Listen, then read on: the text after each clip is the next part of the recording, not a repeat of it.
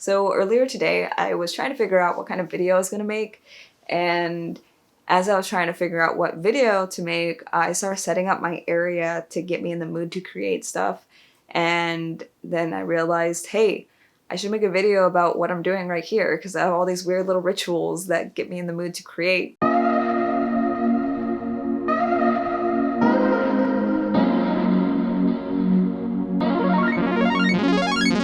Hey there, my name is Angela. Welcome to my channel. Today I'm gonna talk about how to boost your creativity by stimulating your senses. So let's start with sight. To me, the most obvious way to stimulate your sight in order to become inspired is by seeing or watching inspiring content. Content that does something for you, whether that is inspire you or educate you. So for me, my favorite YouTuber is Sorella Moore, and I love watching her content because her videos are just so beautifully done. And not only that, the message that she has in them is so uplifting and makes me feel like I'm ready to take on the world, like I am capable of so much. And so that really inspires me when it comes to creating something like a video or drawing or doing anything a little more creative. Another way I stimulate my sight in my work area to get me going is by manipulating the lighting. And by that I mean turning on a lamp. In my case, it's a lava lamp. So I've seen those like little salt lamps and stuff before. I don't have a salt lamp. I have one in my office, but not at home because I have a cat at home and I think those are poisonous to cats. So I steer clear of that. But I have my lava lamp, and whenever I turn it on, something about it just makes me feel groovy. As lame as that sounds, I love seeing the little lava go up and down, and it just makes me happy. And when I'm happy, I'm more willing to create stuff. So just adding little things to your work environment that make you happy and that are visually appealing really does something. Moving on to touch. When I first thought touch, I thought feeling. And my mind first went to the feeling of being clean. I love to shower before I get to work. But aside from that, another way to stimulate touch while working is to actually physically make stuff with your hands. So whether that is writing down stuff in a journal rather than typing it digitally, or maybe by adding little craft stuff. My cat wants to be let inside. Hold on. Yeah, I know. Oh, there you go. I am back. Oh, and so is Nope. So, where was I?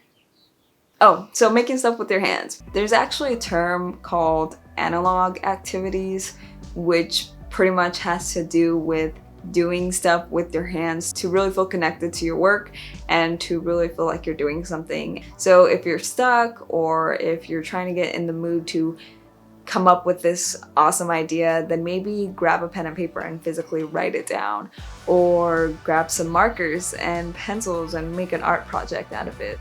Moving on to smell. So smell is my favorite sense to stimulate when it comes to setting up an environment for optimal creativity. And I realized this as I was filming because I have a lot of scent stimulators. There's sage.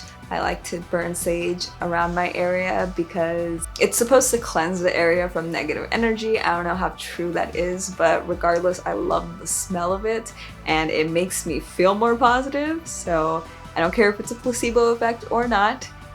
I'm just going with it. And aside from sage, I also like to burn incense. So I like to use lavender or vanilla incense, just because, I don't know, it really sets some kind of mood. And for those of you who don't want to use any kind of fire in your house, there's also essential oil diffusers. I just got this one a couple days ago from Vaughn's. It's a little mini diffuser that can plug into the USB port of my laptop, and I love it. I plug in these two essential oils. I love that the packaging says that they're made for certain things like focus or mental clarity and energy and stuff like that.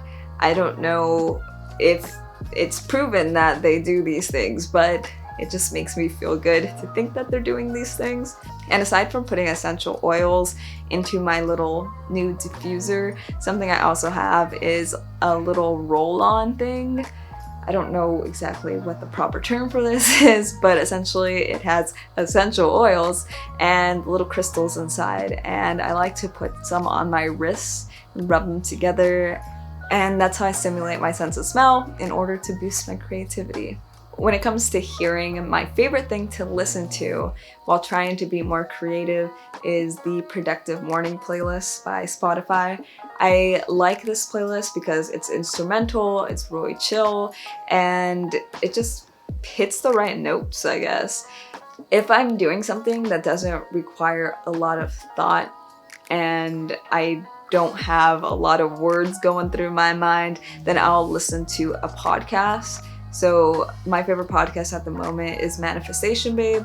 She has really inspiring content, and just like with the YouTube videos I watch in order to become inspired, I listen to high quality content when it comes to podcasts as well to feel that way.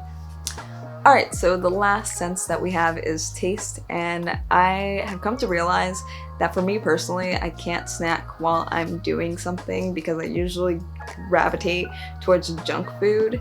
And at the end of the day, junk food only makes me want to sit down and do nothing and doesn't boost my creativity whatsoever. So to simulate taste and do it in a way that boosts my creativity, I usually just veer towards drinks. So either coffee or tea. Usually my go-to is coffee. I have a Keurig, so it makes it really easy just to do a single cup of coffee with a little bit of stevia in it. Something about sipping at that while I'm doing work. I don't know if it's the caffeine or if it's the smell of the coffee or the warmth of it, but it really gets my creative juices flowing and helps me get shit done. So I am one of the normal people that only have 5 senses. So that's all I got for you today. And I hope you enjoyed this video. If you did, give it a thumbs up and don't forget to click subscribe. My name is Angela, and until next time, bye.